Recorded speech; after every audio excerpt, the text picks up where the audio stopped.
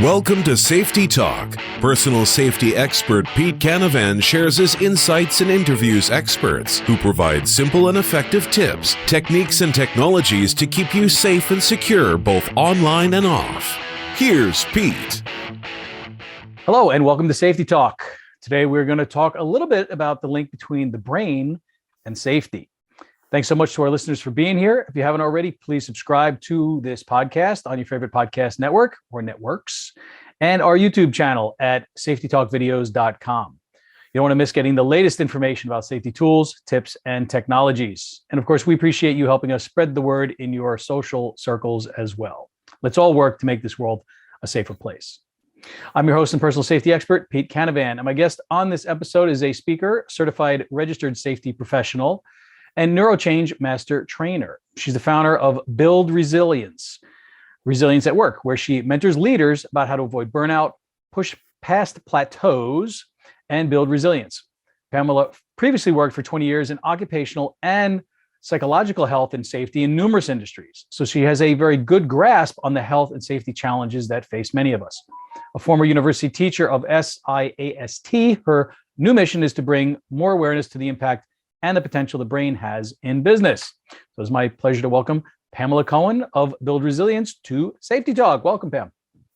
Thank you very much, Pete. It's so nice to be here. Oh, thank you so much for joining us. We very interested to get into this episode because it's something that, a lot of times we talk about how safety and security is with your business or with your personal safety, right? Whether it's online, offline. So this is a little bit different, which I'm excited because to talk about this. So let's start by letting our audience just kind of know a little bit more about you, your background, and how you kind of got started in safety, and then ultimately kind of what led you here. Okay, so did you just freeze? Because my screen froze. Can you hear me? I'm looking good. Nope, we're hearing good. Okay, good. So how I got started in safety wasn't exactly the most purest of intentions, I'll agree. I was working, I had an office job, I was the assistant manager, and there was this gal that was working there, and she was so excited. And I asked her what she was so excited about, and she says, well, this is my first office job. And I'm like, okay, you're not that old. What did you used to do before you worked here? And she says, well, I used to sit on a catwalk, and I used to watch men work. And and I'm like, different. Really? It's not exactly an office. They pay you for that?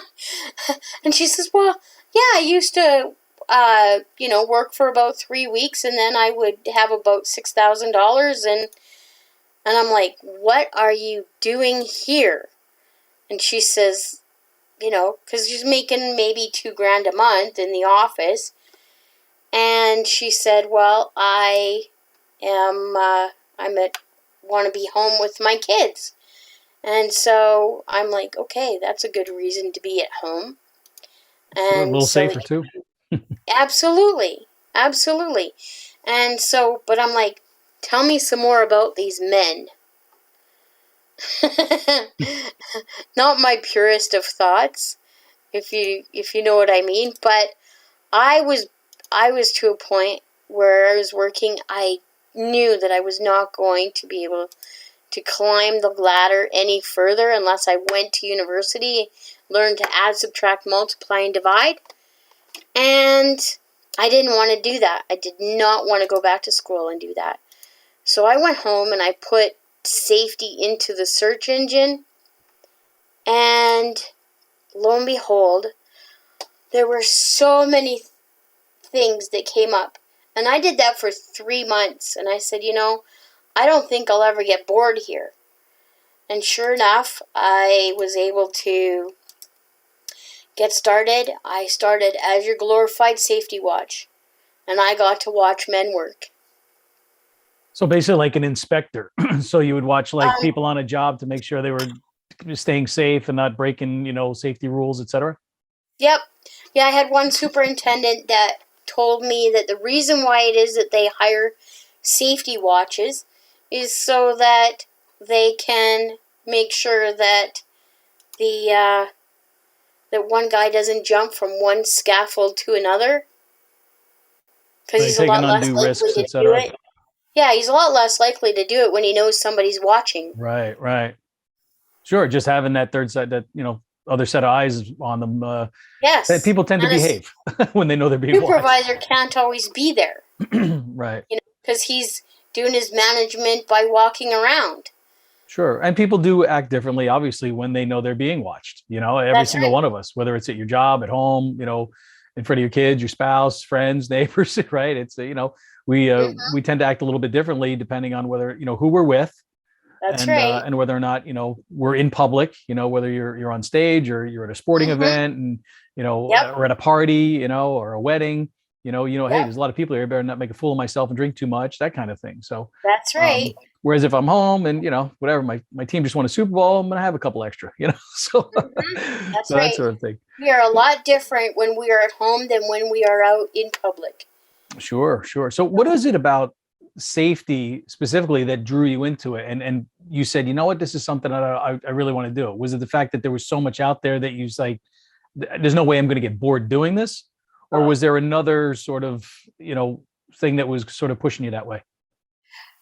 I'll answer that in two ways. Number one was that, yes, I will never get bored here because of the fact that I always looked at it like I get to go to work and I get to learn something new every day. I get to learn one day how the elevator works, and the next day I get to learn what a welder does, and then the next day I get to learn about, a management system.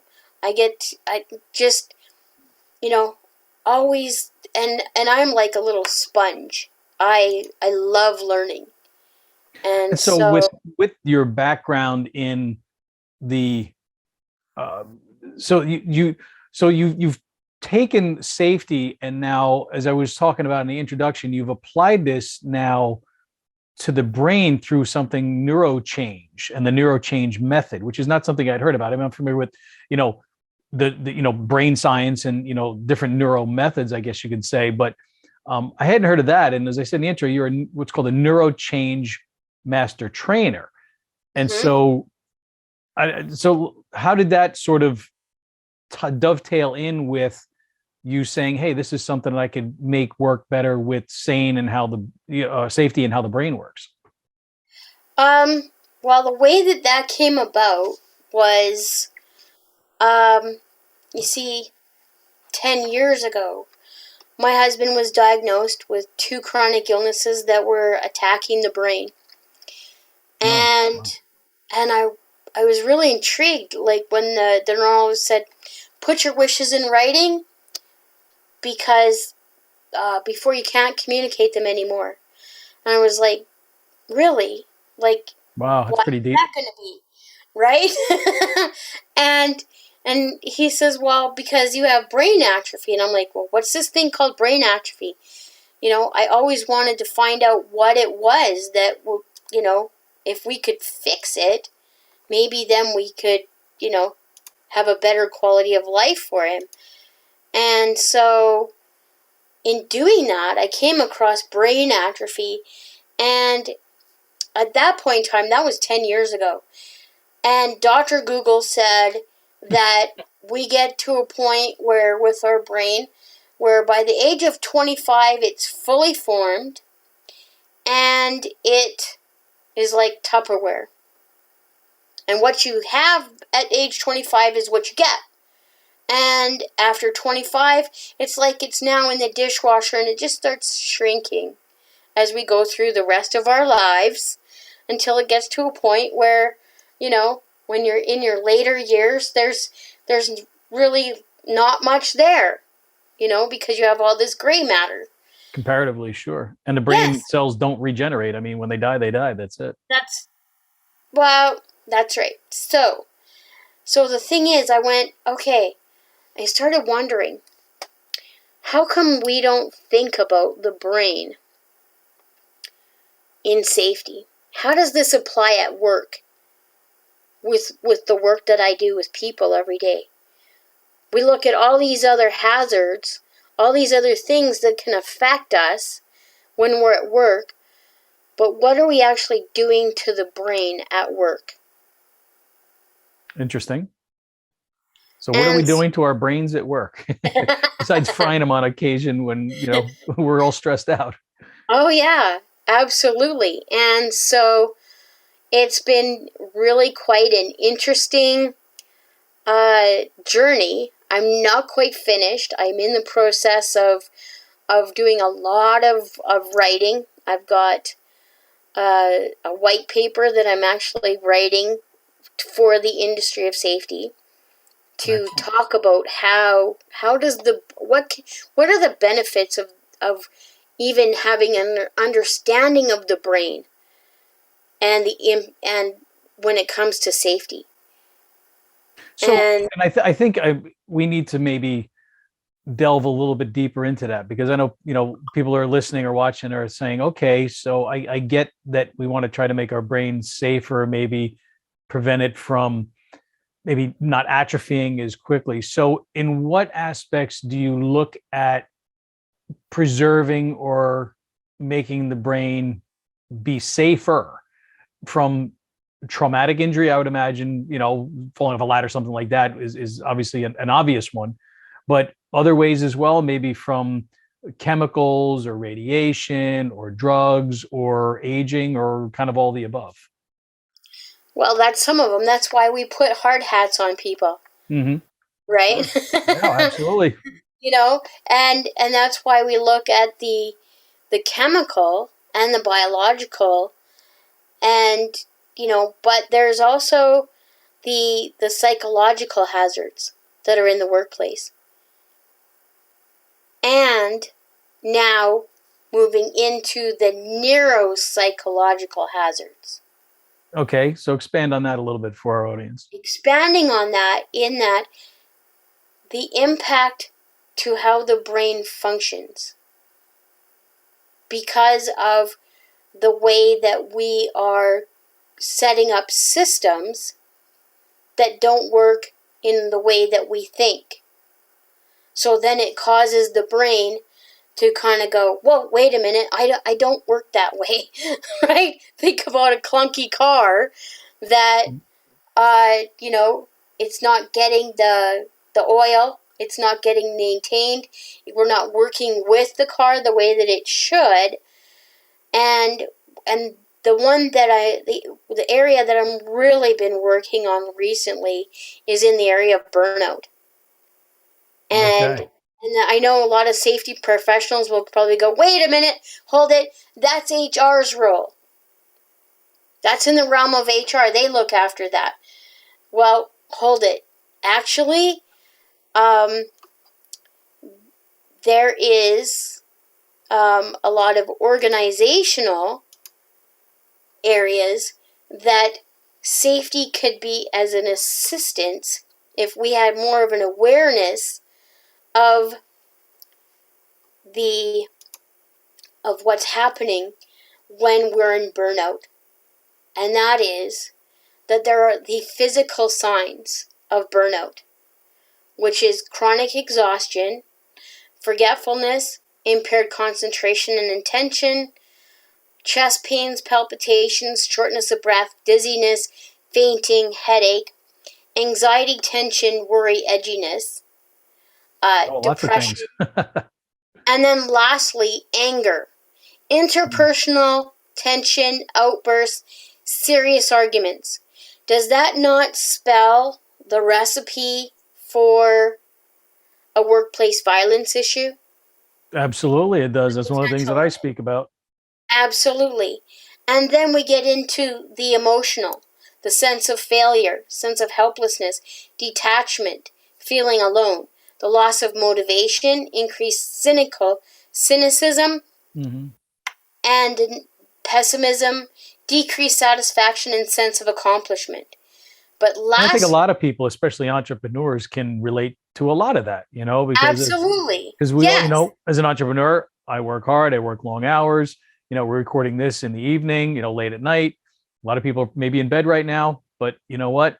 The curse of the entrepreneur is, you work, you do what you got to do, and it's, things different different set of sort of motivators drive you when you're an entrepreneur. But I think that's very, very pertinent, is what you're saying is, how do you avoid that burnout? How do you make sure that you're not working so hard that it's causing other health issues, like you said, or even, people just snapping, right? I mean, you work so hard, you're stressed out, you got all these projects, you're juggling stuff every day. And that's not good long-term, right? So one of the things I'm assuming that you're writing about is, how do we identify that? How do we deal with it? And how do we prevent it from causing worse problems, like escalation sort of thing? That's right. Now, the other thing that in my research that I have discovered is that there are 6 other passengers on what I call our burnout bus. I like that. Burnout bus. Okay. You don't want to be on the burnout bus. No. Unless it's a hot rod and you're doing burnouts. That's right. I digress. Exactly. So I use that metaphor of the burnout bus because of the fact that I kind of liken it that you and your brain, you're the driver of the bus. And the passengers on the bus are the things that the brain has to deal with. Okay. So how many passengers are you expecting for your brain to have to deal with? And fit on that bus. Time? And have you ever had it that you were on a bus and you couldn't get off because there were so many passengers, you missed your stop, you couldn't get to the door? Okay.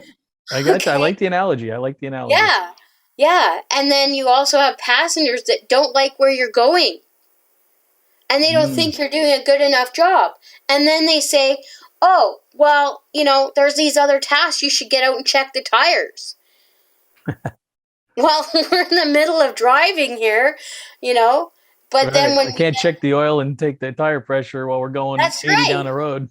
Exactly. And maybe you should turn down this way because I like the scenery better, And so that's why I've kind of come up with this metaphor of the bus. Yeah, I like that. That's what the brain is having to deal with. And where it gets really interesting is in the aspect of the organization. Namely, the passenger of the workload. How much workload is there? I'm hearing more and more employees are now doing the same job as 4 people were doing 5 years ago. I've heard the same too, and they're not getting compensated for it. No. And they're getting more and more work piled on them. And exactly, as long as you can do the work, well, guess what your boss is going to do? Give you more. Yes. And so, but are we thinking about the impact that there is on the brain in having to take on that workload? Just because you can do it, how long can you do it? How sustainable is it? And when you look at from a management standpoint of how much does it cost, you might think that you're actually saving yourself money and it's, better for the bottom line. But in actuality, how much does it cost you to train a new widget maker? Mm-hmm. Every time you burn one out, right? Right. If you think about your car, how you keep pushing on the brake, how often do you have to replace your brakes? Sure. No, it's good to have that people can envision that, because if we think of our brains as a bus, which now I'm going to now, thanks to you, and how many passengers am I stuffing in there, in my ears, up my nose, in my mouth? I'm stuffing all these passengers in, all of this work that I got to do, all these things I got to do. There comes a point where you can't fit anymore, and there's too much in there. And so I think that's great if there's a way you can teach people how to identify how much is too much for their given situation. Because some people can handle more than others. I mean, it's just a fact of life, right? Some people can handle a ton of stuff. Other people, you give them a couple things and they're like, oh, that's too much, man. I got to focus on one thing. Mm-hmm. And that's fine. But we need to be able to identify that and then also say, all right, in my individual situation, what am I comfortable with? What's healthy for me? What's unhealthy for me? Because you talked about a lot of physical ailments that can come about, as we all know, from stress and from just having too much on our plates.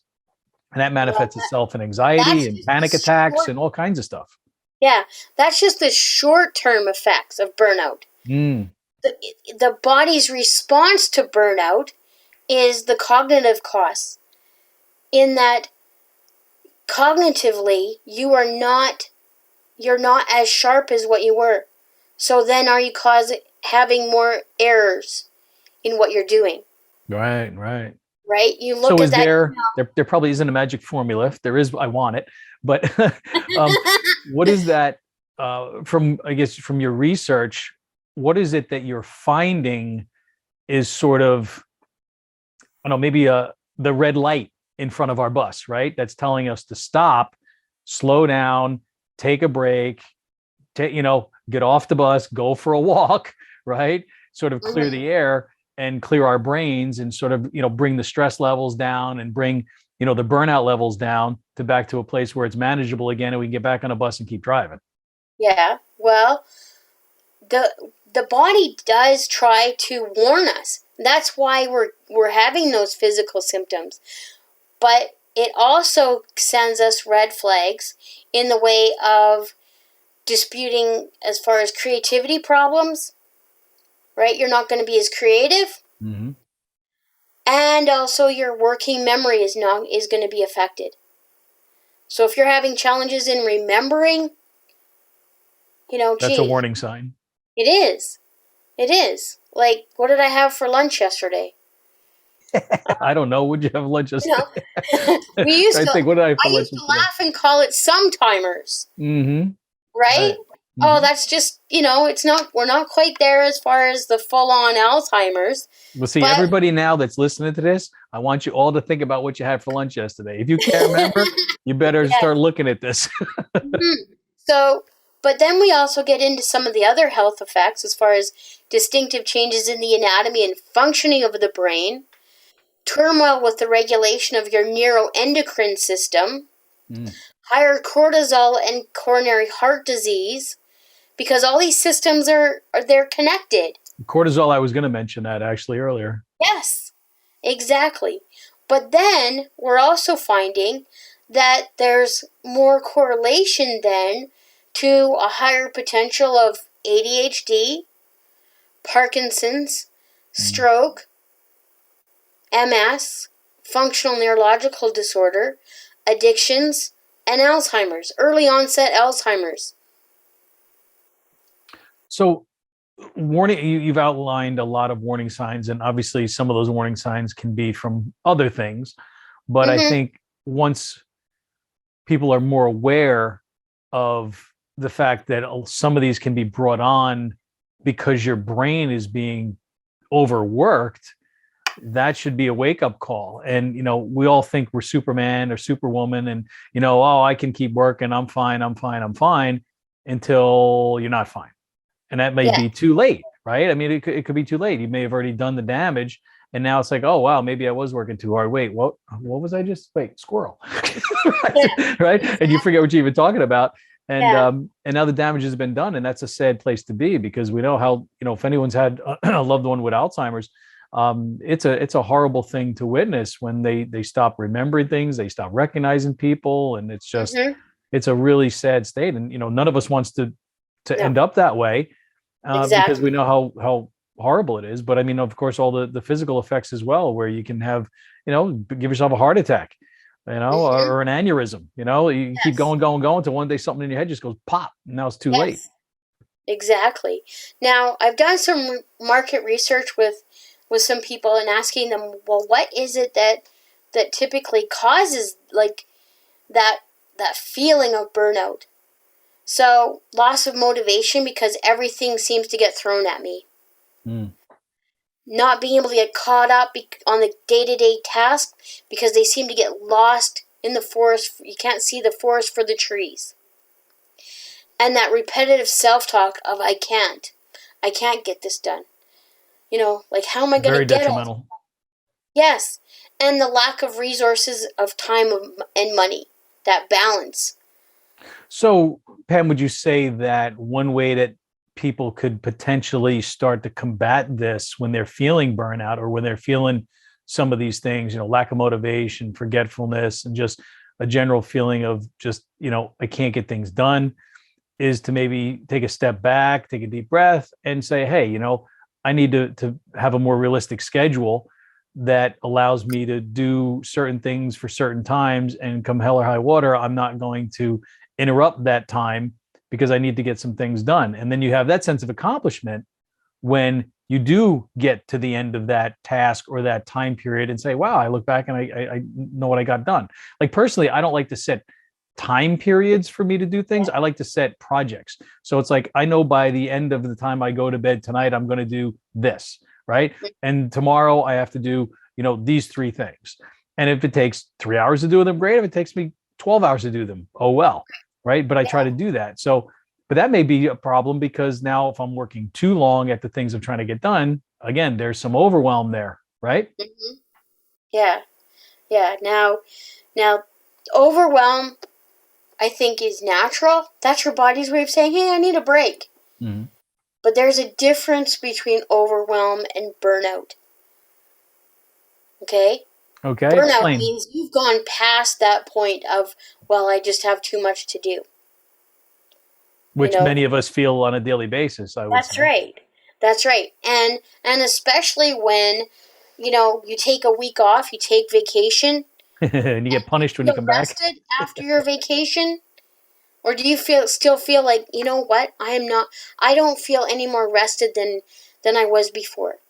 I always joke that I always need a vacation from my vacation. Yeah. So the industry, though, will tell you that some of the most recommended ways of overcoming burnout are, number 1, meditation, breathing, getting a support system, therapy, so talking to a counselor or a psychologist or somebody like that, changing your diet, sleeping more, and getting more social contact. All great points there. They and are. And I'm someone that I'm a workaholic. My wife, she'll be the first person to be like, "You're working again? You're still working? What? Why you always got to go in your office?" Like, because I got a million things to do. I'm trying to get stuff done. You know what I mean? Right. I'm not going to sit on the couch and watch TV. I just, I'll watch a show. I'll have a few things that I like to watch. I'll watch a movie here and there, but for the most part, it's like if I could be doing something, I am. And half the time, I'm sitting on the couch with the laptop anyway. Yeah.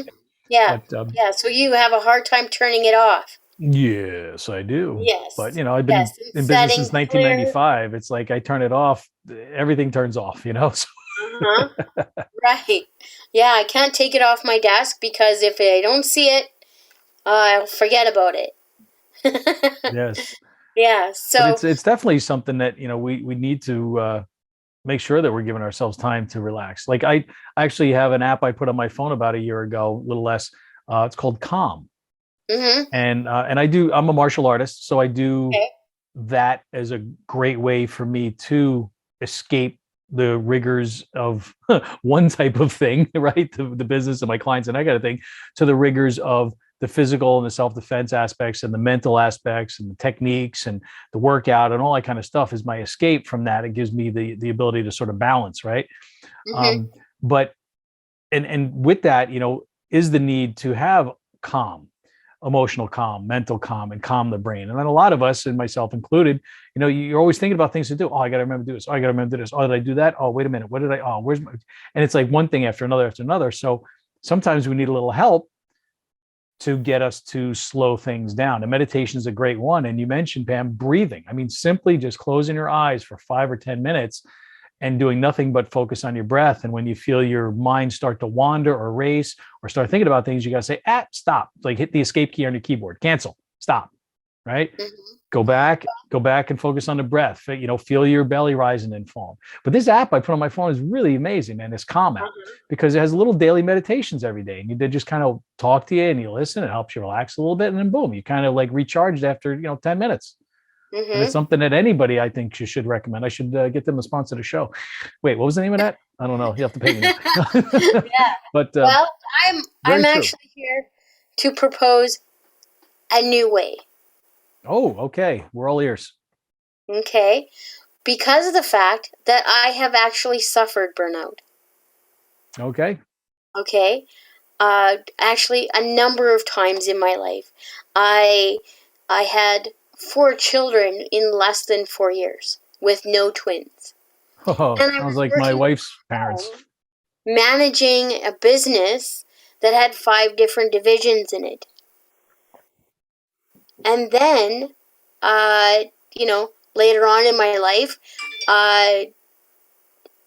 when I was working in safety, I was working for one of the largest employers in Canada with, 110,000 clients and 14,000 employees. And at the same time that my husband had 2 chronic illnesses. That sounds like a little bit overwhelming, ready for burnout Just to me. just a little. Just a Just a little little bit. bit. That's why I call it resilience. Yes. Right? Oh, I love it. You have to be The resilient. thing is that when you're in burnout, the things that you're recommending are not like you remember I just mentioned about how it is that when you take a vacation you don't feel rested That can because happen. you're emotionally fatigued.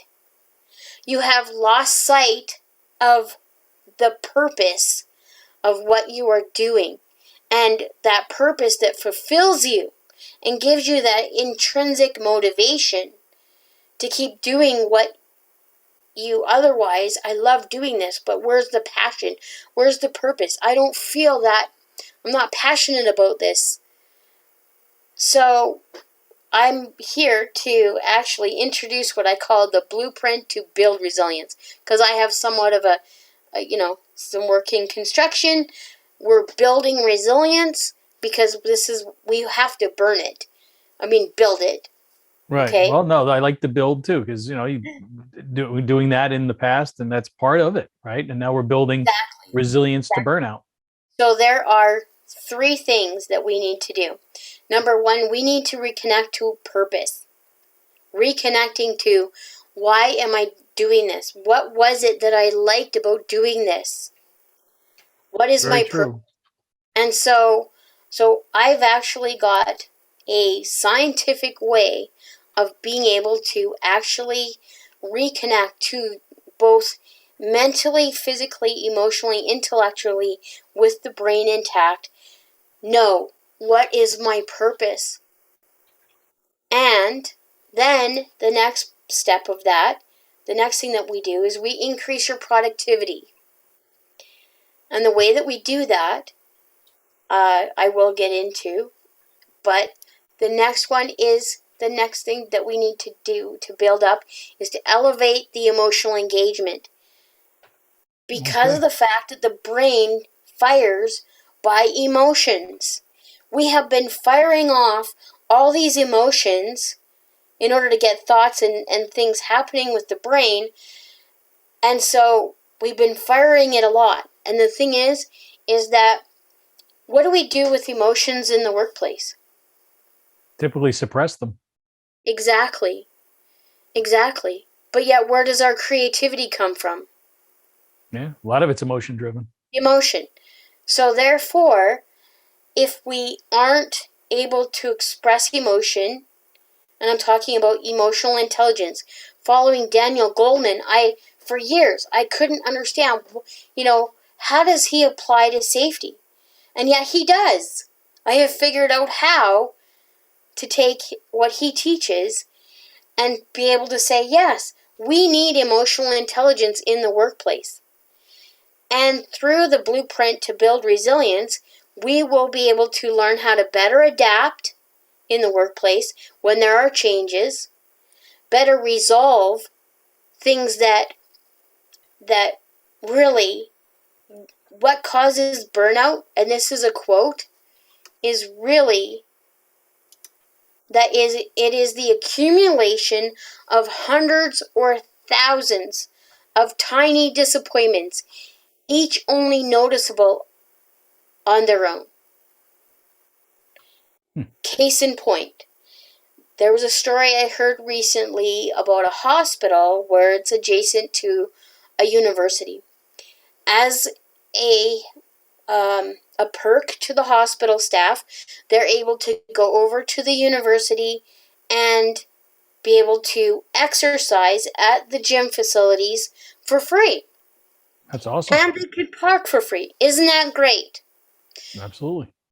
Overnight, somebody went into the parking lot and changed all the signs. So now it's everybody has to park. So the anticipation, the expectation is that I'm going to be able to park here for free. Now I get here, I'm ready to go in for my workout, and now I got to figure out, well, why I have to pay to park here? I wasn't planning on this. Now I got to figure out, where do I have to go to park? Like, where do I have to go to pay for it? How much is it going to cost me? Does this apply? Now you've added all of this stuff on top that didn't need to be there. That's right. Exactly. And so we need to start looking at the impact over the innovation when we're making changes.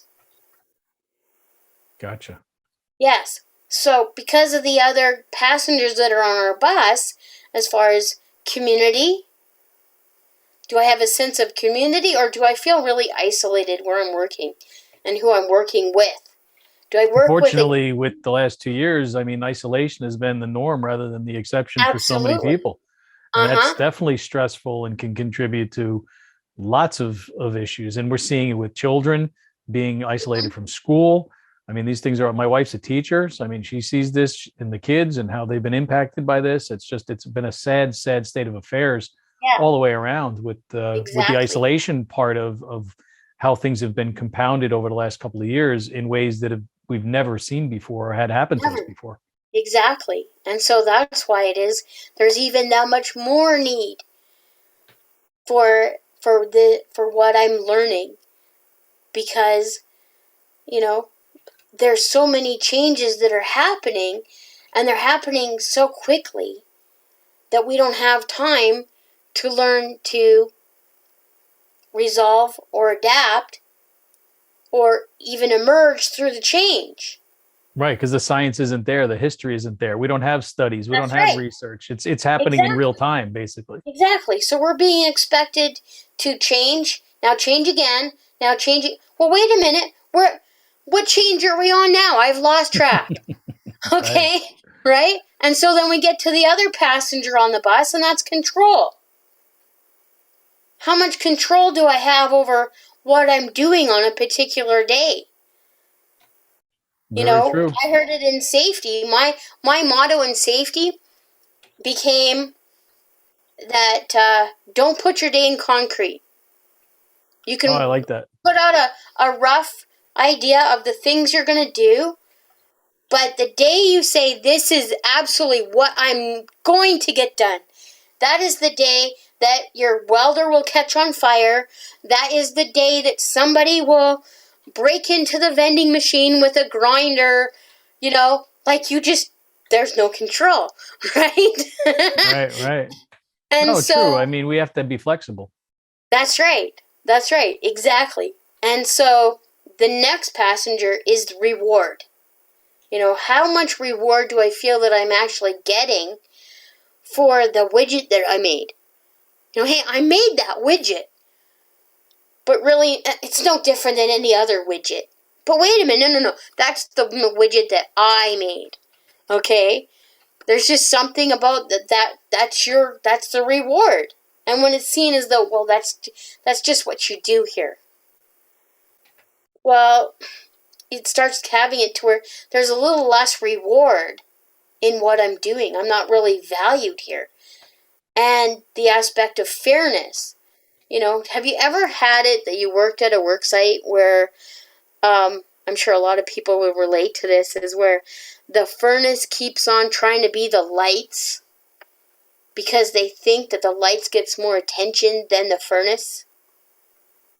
Okay, I see what you're saying. That aspect of fairness. Hey, wait a minute. How come they got green ones and we got red ones?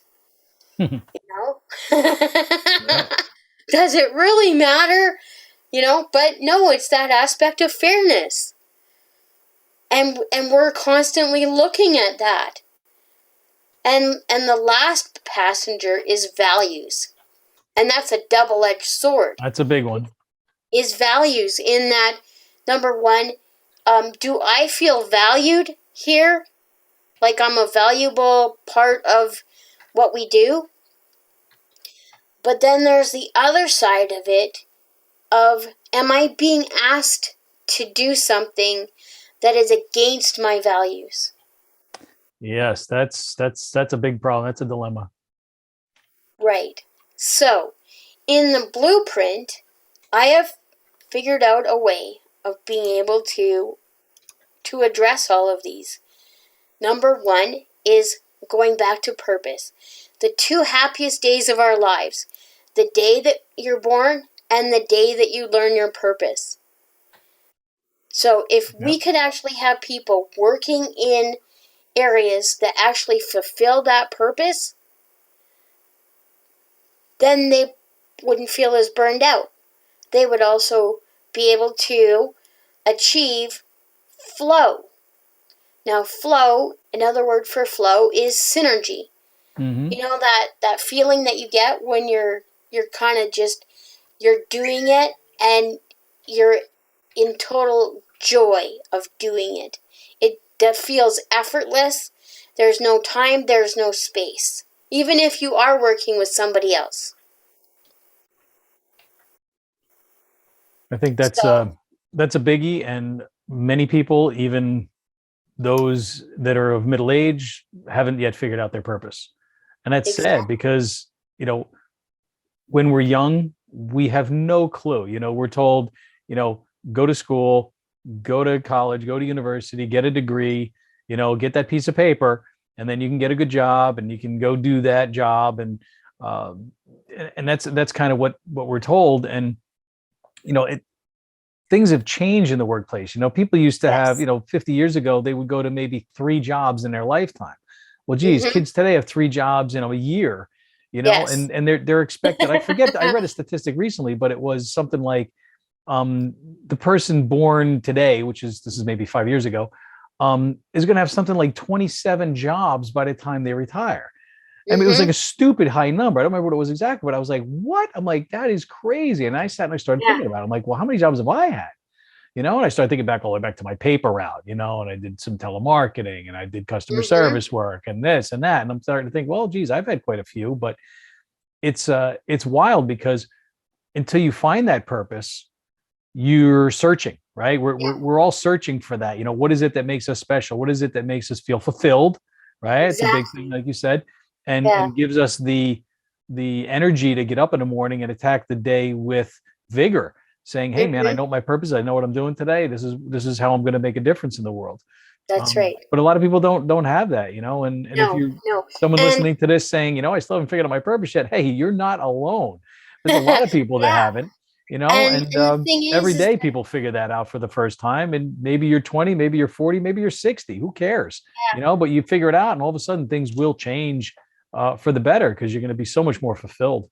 hmm or we say, "Oh, I want to have this result. I'm excited about becoming the next, multi-millionaire." And so you look for the people that have accomplished that goal and you say, "Well, that must be my purpose because that's what I want to accomplish." But No, that's not what I'm talking about as far as purpose. Some people, that's more of they a goal, and a very vague one at exactly, that. that's more of a goal. Some people, they may even say, "Okay, well, I had this traumatic life-changing event, and so that has changed my life, and so now my life purpose will be about spreading this message." No, that's not the purpose I'm talking about. I'm talking about the purpose that lights up your brain, your heart, gives you that emotion, that sense of flow. For me, because I am a teacher, and I have a great sense of leadership, and that, and this is where it got really interesting for me, was that, um, and this is where it is that I find myself drawn to safety, is that nurturing aspect of me as a woman, as a Right. way of me being able to express my motherhood in looking after other people. And Yeah, no, so, that's definitely makes sense. There's some synergy there. yes, absolutely. But I want to get into the next part of this, and that Sure. is how a knowledge of neuroplasticity can actually change the way that we live our lives and how we are in business. Because I'm going to quote Dr. Ramsey that I worked with, who said that having an understanding of neuroplasticity will actually have it that we currently are only using 1% of our brain. Most people think it's actually 10%, but no, in actuality, it is only 1%. Wow. Pretty pathetic. So, if you had a tool in the toolbox that, now she says that that neuroplasticity allows us to have the limitless ability to create neural pathways, which means that we are limitless. If you had a tool in your toolbox that could have it that you would become limitless, that you would be able to meet any challenge, wouldn't you pick it up and want to learn how to use it? I think everybody listening would say with a resounding yes that sure, absolutely. Yeah, absolutely. And wouldn't our lives be that much better by learning how to use it, Sure. both at work and also in our personal lives? Interesting. But yes, but then getting into the emotional intelligence aspects. So that's actually the neuroscience of our relationship with ourselves and others. So how we relate to other people is our emotional intelligence. And I, when we're working with other people, business is about relationships. Whether they're the people on your team, the people, your client, or your community as a whole. if other podcast episodes have been listened to or watched by people on they're listening to this one, if you haven't, I did an episode on emotional intelligence. Safety Talk, I actually looked it up where you're talking there, episode number 30 with Dr. Adam S.I.A.S.T. And it was very, very interesting because I had not, I mean, everybody's familiar with IQ, but most people aren't familiar with basically EQ, or the emotional intelligence quotient. And essentially, it's like you're saying, I mean, it's the ability to understand other people and what Yes. motivates them and allows us to work cooperatively with them. And all of these things are imperative for our success. So by learning more about emotional intelligence, and especially like with social media and how that can affect it, interpersonally, person to person, but then how we're interacting online, that's a huge one. So, I mean, I would recommend anybody that's interested in learning more about that, take a listen to that episode, because it was very, very interesting. I learned a lot about it because I had not, other than just hearing really the term in passing, didn't understand it. After listening to the doctor speak, I really was impressed with how it ties into so many things in our lives. And so for you to be pulling that into this as well, I think is a critical component, because that's what it's all about, right? If we have to know ourselves in order to know others, right? We have to love ourselves in order to love others. It's all kind of part and parcel, but we're all so busy, we don't think about it, right? And I think the biggest problem, I think, with our society as a whole, well, there's a lot of them, but one of them is we don't think anymore.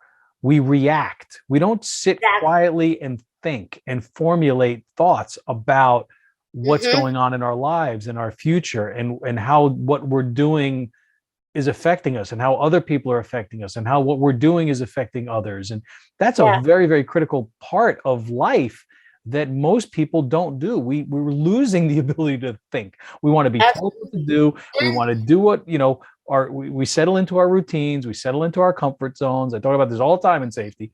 And we're a lot of people are happy with that, they become complacent. And when we become complacent, that's when things can get dangerous, right? In safety, whether it's on a job site, walking on a beam, or whether it's walking to your car in a parking lot, complacency is a big problem of that too. So a lot of this stuff really ties together. When we initially started talking, Pam, about this, I was like, well, how are we going to really tie the brain into safety in this? And before we started the show and we had a little discussion about it, I was like, oh, okay, I can really see how this is going to tie in nicely. And as I said at the top, we have not done a show like this, and so it's very interesting and eye-opening for myself, I'm sure it is for anyone else who's listening or watching too. Mm-hmm. So I have one more. One more. All right, let us hit it. Hit us. One more. Okay. And that is the subconscious mind. Okay. And so, did you know that there are actually 6 different time frames? 6 different time frames? That's right. Okay. So, in our conscious experience is where we have the past, present, future, and how they interact with our brain. Right. Okay. The memory, experience, and expectations, they assess the unhidden past, present, and future. Okay, so repeat that again for our audience, because I think that's worth repeating. I know. And it's you have to kind of absorb that. This is where things get really deep and really intriguing. And if people want more, they're going to have to go, get your white paper or buy your book. So that's right, exactly. So the conscious experience, that's the past, present, future, and how they interact with our brain. Mm-hmm. Okay? So memory, experience, and expectations assess the unhidden past, present, and future. So there are 6 degrees of time: past, present, future that we can see, and that we're all familiar with, obviously. The hidden past, present, and future. So now, with the thing is that when you understand the subconscious mind basically is having an understanding. Have you ever seen the back part of a web page? Oh, I do web development, yes. Yes. So you see the front of the web page. Well, that's our conscious mind. And what's in the back, all that other neat whizzy stuff that creates the web page, that's our subconscious mind.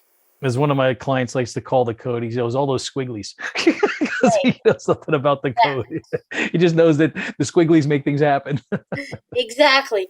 So hope, by examining the hidden and unhidden present, we can change our hidden future for the better. Ah, I like that. Okay? So we are actually, our subconscious mind is working all the time. I'm going to introduce us to a new word called automaticity. Okay. Automaticity, when I first heard that word, I was like, what is this word? I've never heard this word before. And so... How do you spell? Like Automaticity, kind of? Kind of, yes. Okay. Yes, automaticity. So, the last time, I want you to think about this, the last time you got into your car and drove, did you think about it? Nope.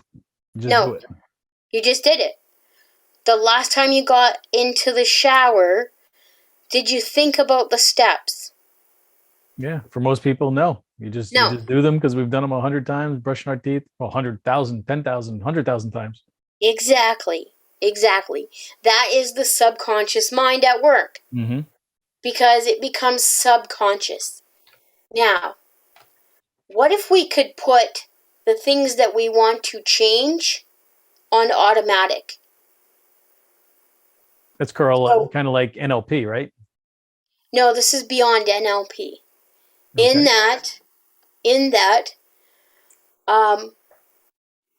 when we want to make a change in the workplace,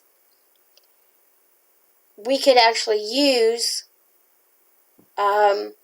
subconscious techniques, and I'm not talking about brainwashing,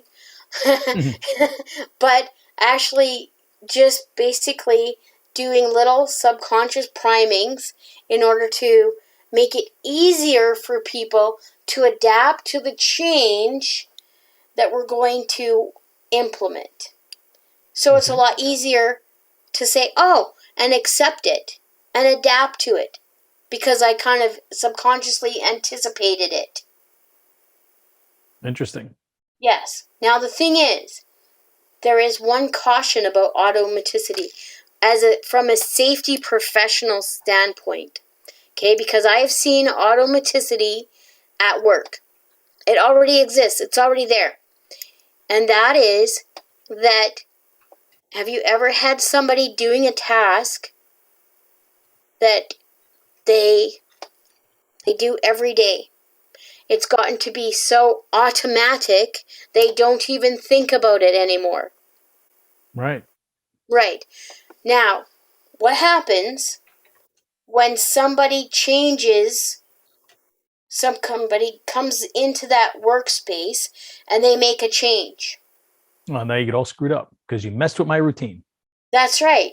You've just changed the automaticity. My subconscious mind tells me that this saw is supposed to be here and it's supposed to be set up like this. Somebody changes the setting on that saw or that drill, and what happens? We're not anticipating it because we automatically, because of automaticity, say, well, this is set up like this, and it's been like this for so long, but somebody came in and changed it. How dare they? That's right. But if we had an understanding of automaticity, that's actually what's happening. And when I learned about this from from Professor Bard, who wrote, he's written a number of books, and I could probably pull it out here. But nonetheless, people can look them up. He talks about how it is that with automaticity, that things become we can put change on automatic. But the thing is, from a safety standpoint, I can see sometimes, because I've also investigated thousands of incidences in my career, where it's like, well, what was he thinking? And this is what got me so intrigued in learning about the brain. What was he thinking? Maybe he wasn't thinking because he had that automaticity, was at work and something got changed and they didn't know it, and all of a sudden, that's right. Exactly. Accident happens. Exactly.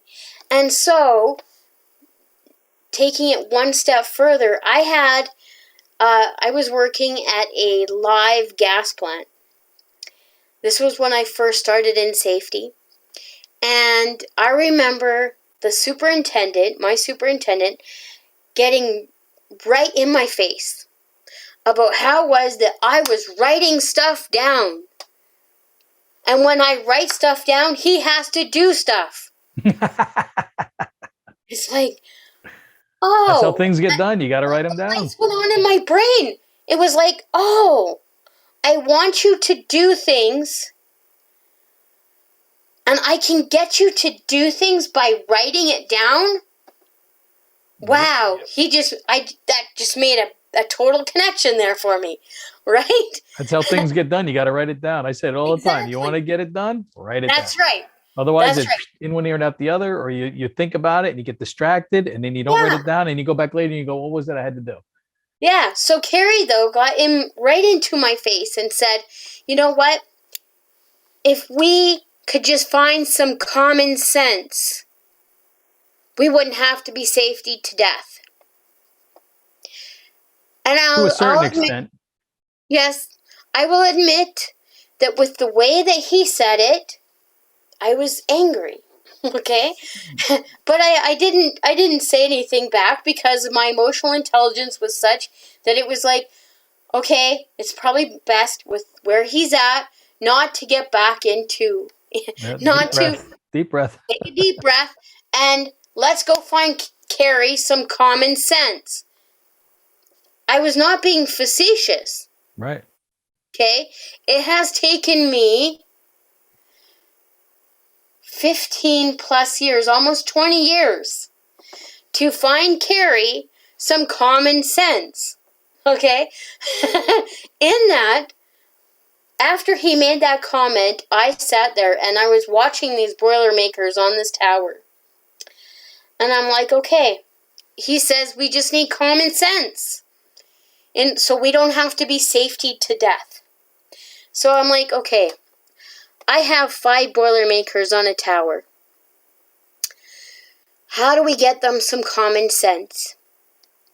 So, let's break it down. What is common sense?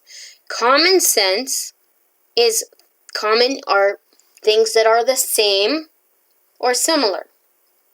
Sense has to do with what we see, hear, touch, taste, smell, experience. Right. So common sense then is common experience or similar experience. So I have 5 Boilermakers on a tower. Do they all have the same or similar experience? They're all Boilermakers. Right. So they do, to a certain extent, absolutely. Not necessarily.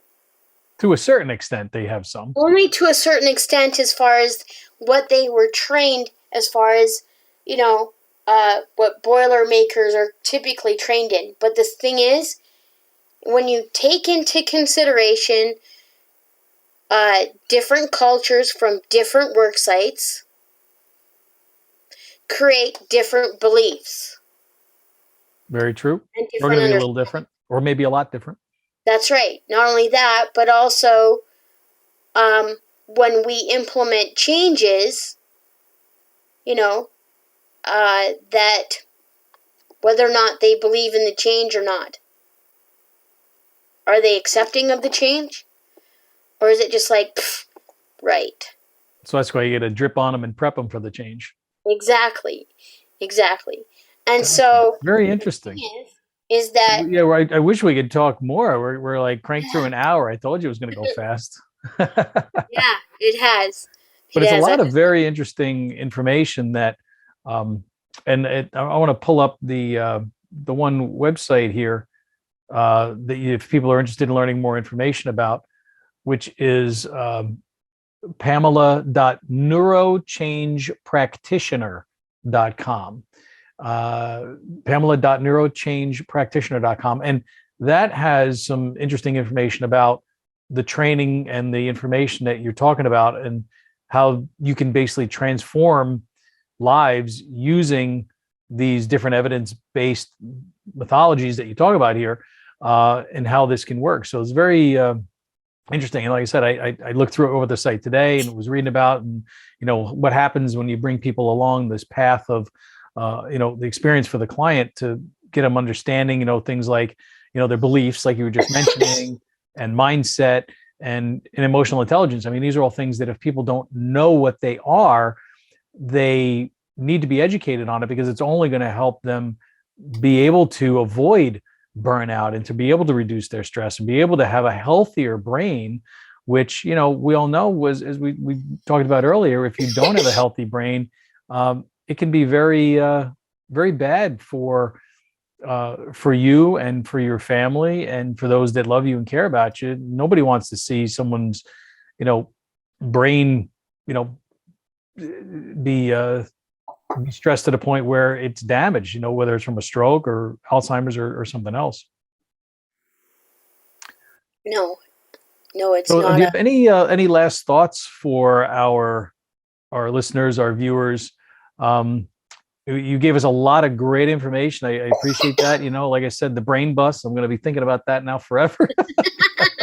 My brain is a bus and I got all these passengers on it. And, hopefully people were taking some notes on some of the things you were talking about, because I certainly was.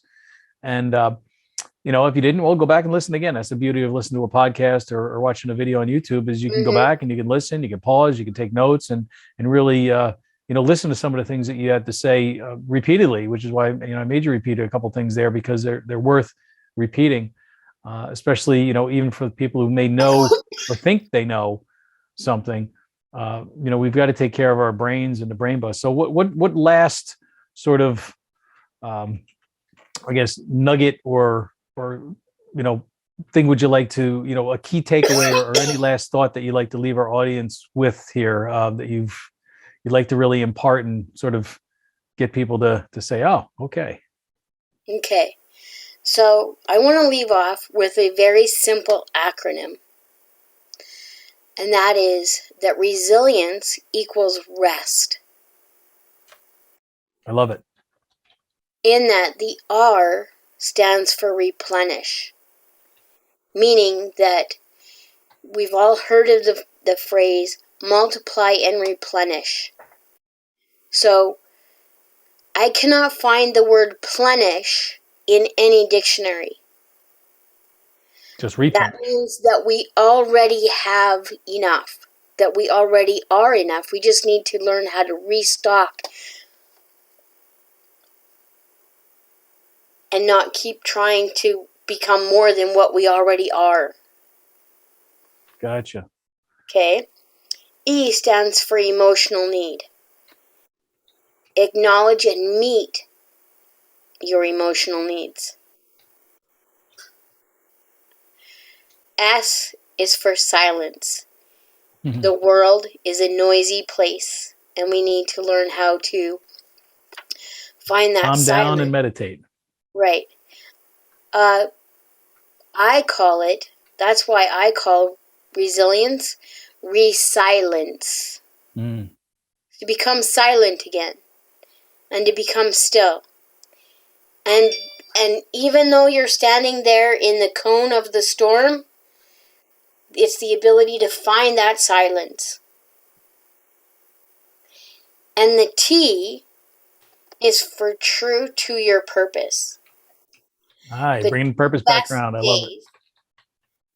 The 2 best days of our lives are the day that we are born and the day that we realize that we can stand true to our purpose.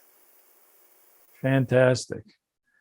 That's awesome. So get that burnout blueprint, people. Know your purpose and get that knowledge of what this is all about and learn about emotional intelligence. Like I said, I referred you to the prior episode where you can even learn more about it. Of course, you can search stuff and find on your own. And then, the subconscious mind, I like that. We got the 6 different time frames we're talking about, right? The past, present, future. And then we've got memory, experience, and expectations, and the hidden past, present, and future, right? So very, very interesting. And I really appreciate your time and sharing your information. A lot of great information that we share with our listeners. And it's something that we all, I think, need to have a greater understanding of, especially because we're all stressed out. We've all been isolated. And, these things are not healthy for us physically, emotionally, mentally, spiritually, and in every way. And so when we can identify some of these things that cause, disease, and stress and problems that start to manifest themselves in our body, it's our body telling us, hey, man, slow down, calm down, take a breath, take a breather, learn how to sort of get back in touch with your purpose and know and know how to get more joy really back in your life, I would say. So fantastic. So our listeners, make sure you take a look at and check out the website here. You can find Pamela on social media. Last name is Cohen, Cowan. And brackets up another episode here. So don't forget to like, share, and subscribe. Get the latest safety information, past episodes, safetytalkpodcast.com, or wherever you listen to your favorite shows. So until next time, again, thank you, Pam, and everybody else, please, till next time, stay safe. Thank you, Peter. This has been an honor.